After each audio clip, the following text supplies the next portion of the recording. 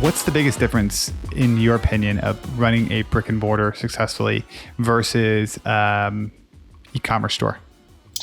And what advice do you have for people that are in a position where they may be thinking about transitioning? Yeah, I think that all came to light at when COVID started. When you're running a brick and mortar, I see this all the time in small businesses. Nobody's collecting email information.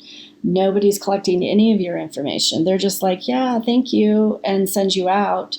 You paid for it, and then they never talk to you again. And to me, that was kind of shocking because I've always been a believer of collecting information coming from the cosmetic industry anyway, where you need to always follow up with clients. And sure, so all replenishables. Yeah, it's all replenishables. Yeah. Well, you'd be insane not to collect that information and collect it in a way that's meaningful, that you can use it at a later date. And so when I was trying to get help here in town, nobody was collecting any information. And I was kind of stunned. And so I think that that was probably the number one thing that we did well to start with, is that we always started collecting the information so that we could use it. And that was in store? That was in store, yeah. Just at that level, I started collecting. So that's one of the reasons probably why you had the success with email marketing, is that you were already primed because you've been using it in store. How did you do this? Because I have another client he runs like 5 cafes, really, really wonderful cafes, and also has an e-commerce store that he's just launching. And he's been looking for a creative way to capture emails. Do you have anything creative that you guys did, or how did you capture people's emails from the store and move them to online? First and foremost, as a rewards program. I mean, even as a cafe, if you buy 10 cups of coffee, I should get a free cup of coffee at some point, and you need my information in order for him to track that, correct? And so if you had any type of a reward that you're instigating that the customer will come back and see you, or makes them want to come back and see you, or you're giving them some kind of knowledge that makes them want to come learn more, that's ideal. And that's what I think we've always done well, is that, next time that you come to see us, we might be having this event.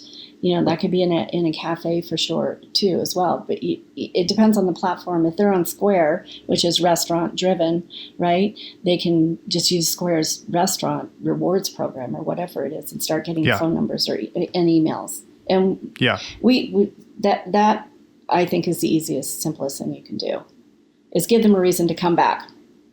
For sure. And you guys have had the rewards program. That's something that's been built in. How did that translate to?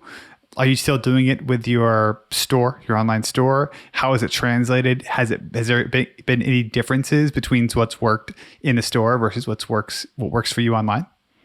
Yeah, it's that's been interesting because a lot of our business is located right here in Central Oregon. And so I see a lot of my clients going online to look and see what we have, and may even add to cart and then decide they want to come in and see us because they have a question, because it's cosmetic driven. It could be a foundation color, especially right now, everybody's foundation colors are changing. So we need to go back and rematch, or they may call us and do a FaceTime consultation. And so they won't finish the cart at that point. Yeah. So we have that going on. And then we drop an event like we did this last month. We dropped 3 different events. 2 of them sold out within 24 hours. And then our big event happened right after that. All those emails got opened by local and customers that aren't in town. And so it's interesting to kind of see whether they're going to come in right away or if they're just going to close the sale right there at the email. Did that answer your question?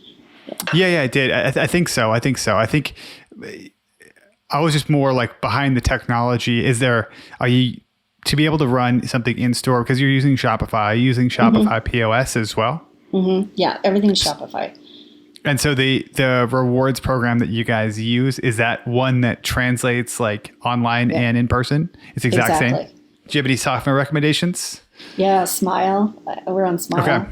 Yeah, that one's been a good one for us. And we got a lot of help from our web developer to try and pick one. And that ties in with Klaviyo really well too. So all 3 of them talk to each other really well. So everything comes out of the store. So whether it's an online order or an in-store order, and all the points go, everybody has an account, and it can be used online or it can be used in store.